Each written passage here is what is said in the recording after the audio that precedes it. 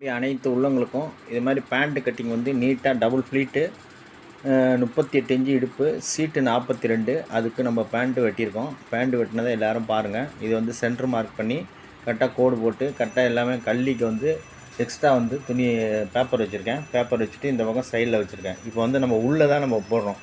உள்ளே தான் வந்து சீட்டோட ரவுண்டு வந்து உள் பக்கம் தான் இருக்கும், வெளிப்பக்கம் இருக்காது.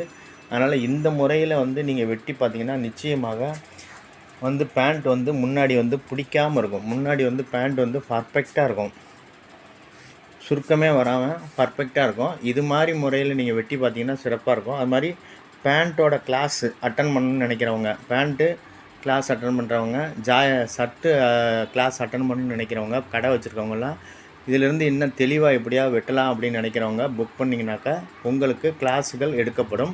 கிளாஸுகள் அற்புதமாக எடுக்கப்படும்.